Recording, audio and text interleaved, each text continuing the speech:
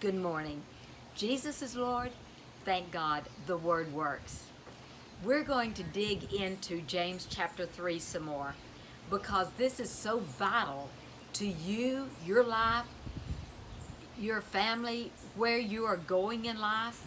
So let's look at again James chapter 3 verse 2. For in many things we sin all. If any man sin not in word, the same is a perfect man and able also to bridle or to control the whole body. And he's talking about our body that we live in. And then let me elaborate on that. So who is the one that is able to control his whole body? The man that controls his tongue. He's the one that is able to control his own body. It doesn't say that God controls his body. It says that the man that controls his words is able to control his whole body. Behold, look intently. We put bits in the horses' mouths that they may obey us, and we turn about their whole body. So who is the one that turns the horse around? Is it the horse that decides which way it's going when it's got a rider on it? No, it's the rider that decides this is the way we're going.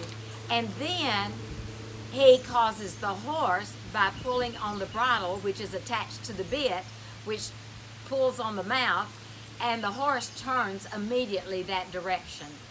So I want to dwell on this morning. Who is the one in charge of your life? You hear so many times people say, well, God's got it. God's in control. No, God put it in your hands. He said, I set before you, this is Deuteronomy 30, life and death, blessing, cursing, good or evil, you choose. So let's look at this again.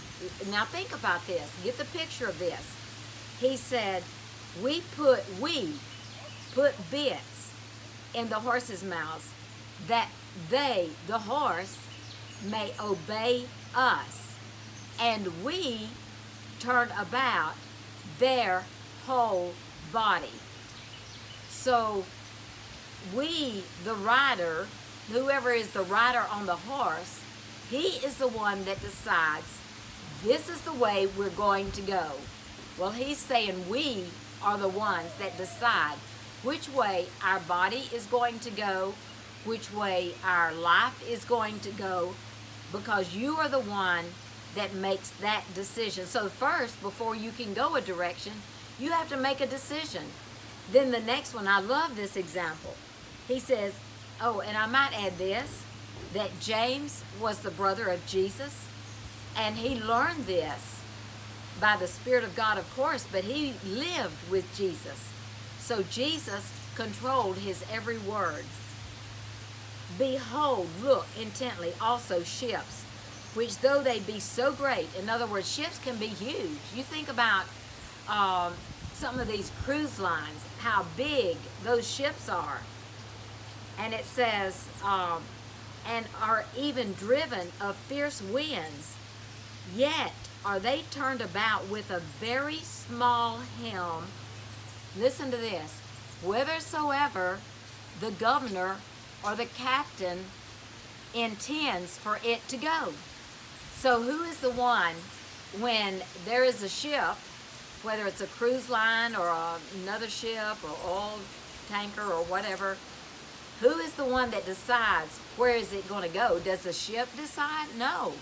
The ship is at the direction of the captain. So you, saints, are the captain of your ship. You are the captain of your life. You are the one that decides this is the way we are going to go.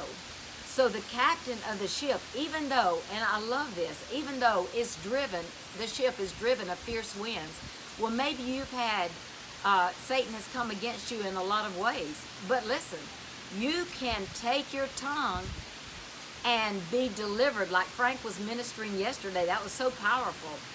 You can take your tongue today and say, Father, I thank you that you have delivered me out of all of my troubles. I believe it's in Proverbs. It says, the mouth of the upright shall deliver them. Your mouth that got you in trouble is the same mouth that will get you out of trouble.